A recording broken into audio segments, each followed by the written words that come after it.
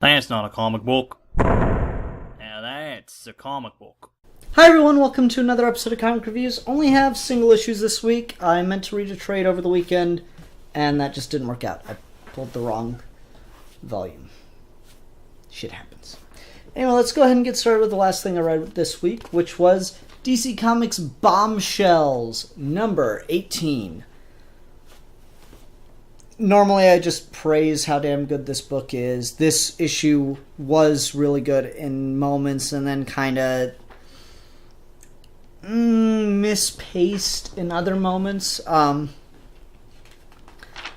This is definitely something that'll read better in trade than the Uprising and all this stuff will read much better in trade than it will in single issues. Right now they're just going back and forth between so many stories and it all comes to a head here. But like the Mira and her sister thing, you know, that felt like it was more or less over, even though it was left on a cliffhanger, and this issue resolves that cliffhanger.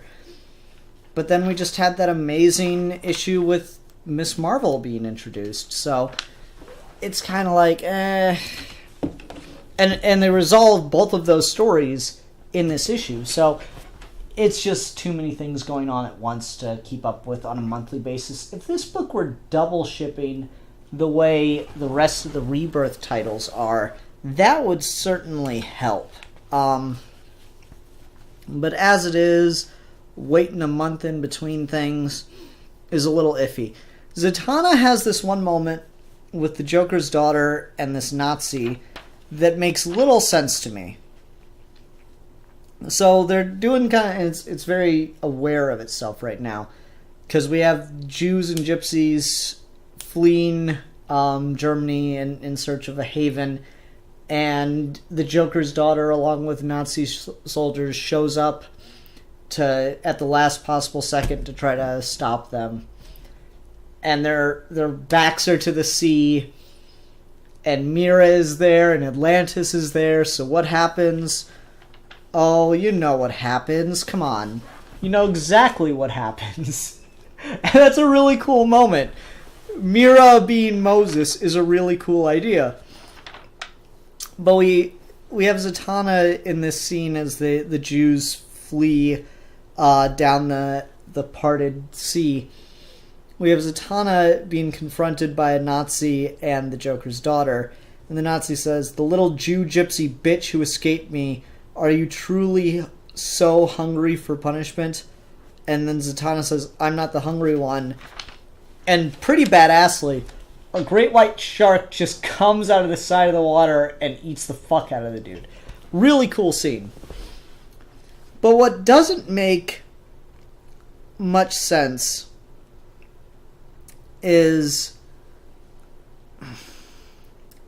like, she holds Joker's daughter up at the top of this like pillar thing above the waves, and Joker's daughter says, you wouldn't kill me." And Zatanna says, "No, Miri would never kill, Raven would never kill, despite what you have done to them. We are not going to kill you, Joker's daughter. We are going to take your magic out. There is old magic in the saving of a life. You once saved mine. Now I repay that debt."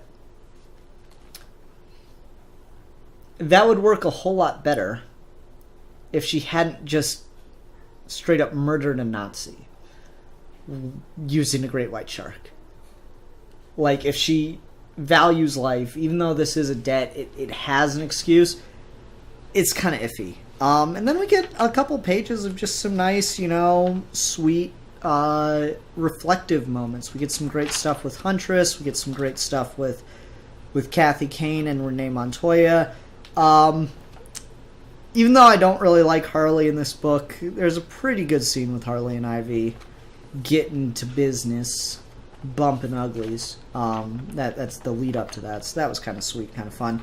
The best thing about this issue, though, the way it ends with these reflective bits, is that they're setting up the next story. And they only wait till the last 2 pages to set up the next story, so it doesn't feel like you finished the story arc just to get yourself ready for the next story arc. They just use 2 pages to set it up.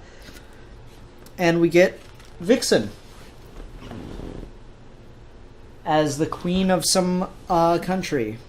Queen Mary of Zambies. So we get Vixen set up that way. That was pretty clever. So I'm really excited to continue reading this book. Continues to be one of the best things DC's putting out. And that is really saying something now that they're back on track with a lot of these Rebirth titles. So I'm thoroughly enjoying this book right now. Give me a minute. I need to delete videos. Okay, sorry about that. Was filling up my camera. Anyway, let's go ahead and move on to the next book I have, which is Grant Morrison's 18 Days. No listed number. That's odd. That'll make figuring this out somewhat difficult. Oh, issue 16.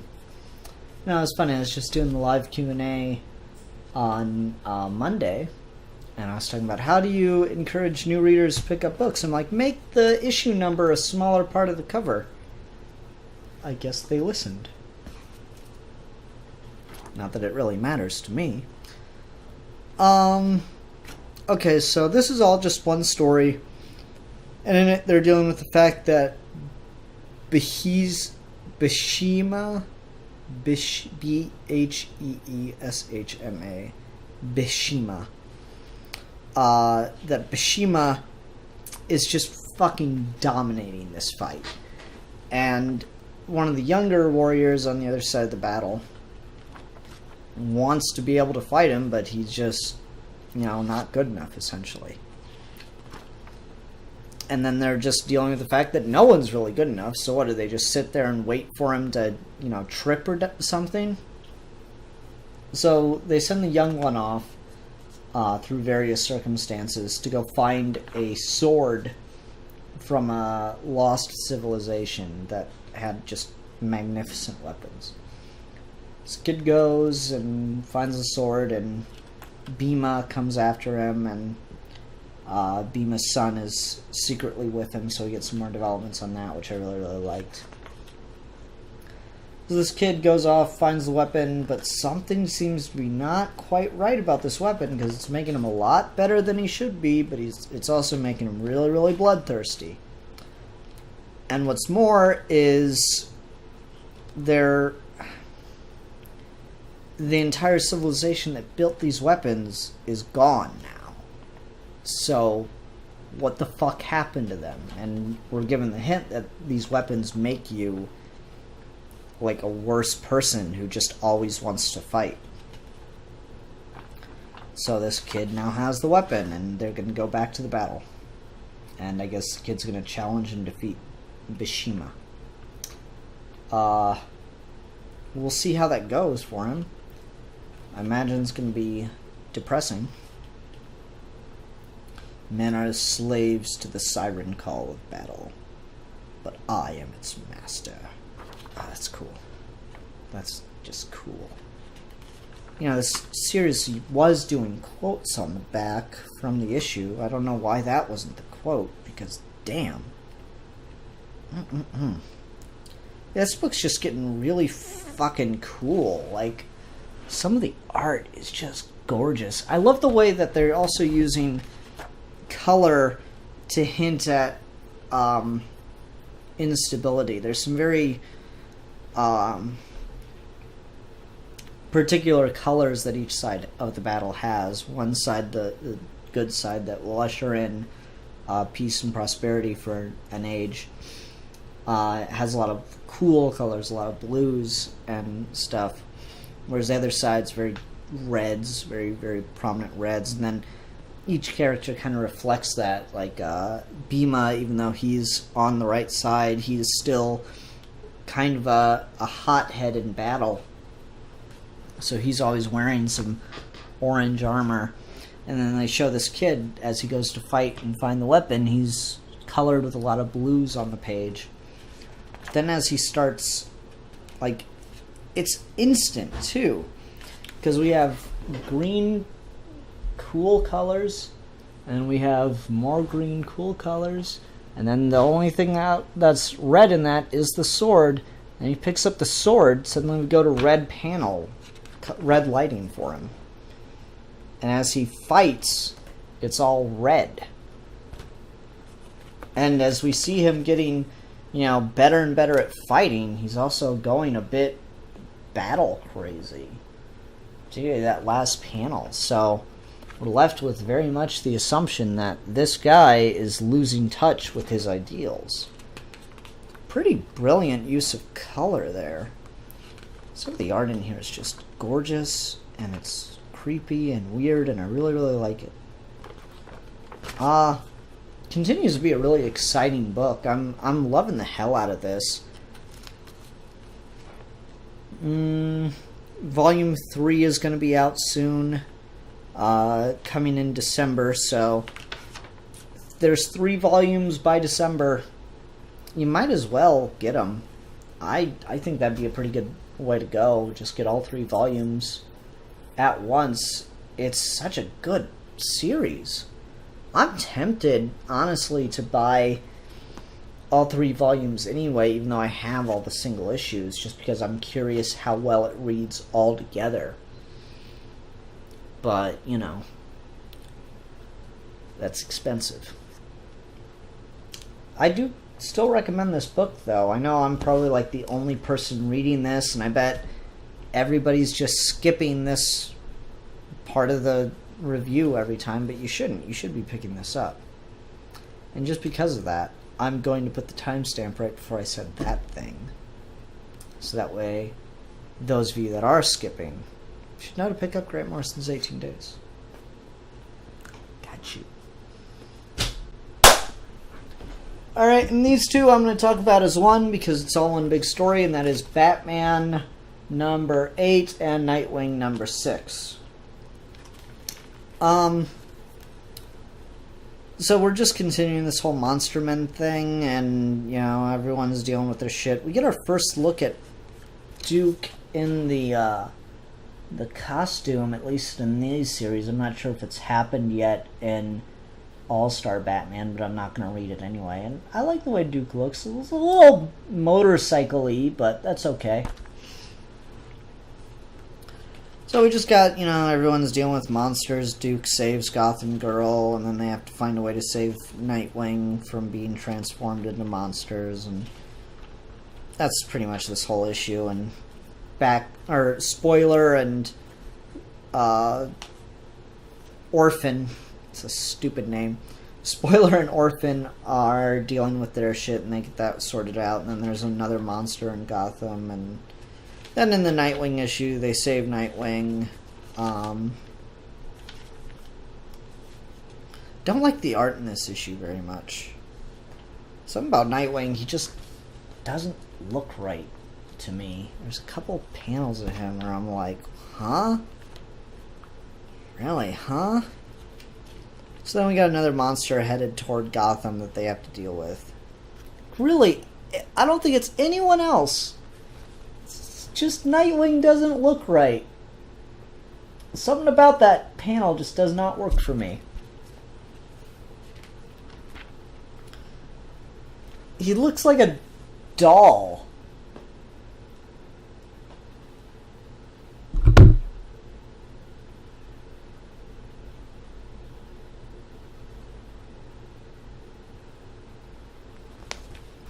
Not liking Nightwing very much. I do like how this is written, though, the way Strange is being played up, and I'm glad that I am picking all this up.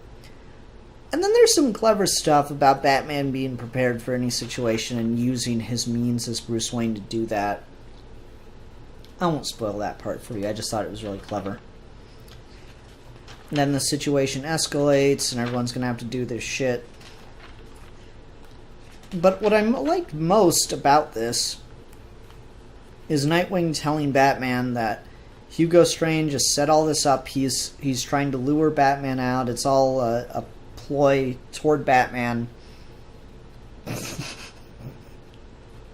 Put a pin in that. Batwoman just looks like they copy and pasted Batman's face onto her. Look at Batwoman in the background there. She looks exactly like they just copy and pasted Batman's face. She even has like the square jaw. That looks really funny. It's like, ah, shit, I don't want to draw Batwoman. Nah, she's in the background. Just copy and paste Batman and then draw the ear.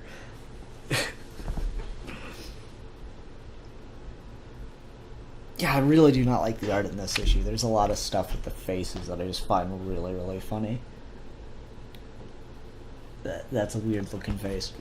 So anyway, Doctor Strange is the one behind all this, setting everything up, and he's trying to lure Batman into a trap. And we see Doctor Strange getting ready. And if you know anything about Hugo Strange's original story, he wanted to be Batman, so here we have Hugo Strange dressed up as Batman again. I thought that was pretty clever. I'm kind of excited to see this then. Next, Night of the Monster Man finale in Detective Comics number 942 in stores 10-12. Come back on 10-19 for the Rise of the Raptor. Nah, I'm not coming back, Nightwing. I'm sorry. Yeah.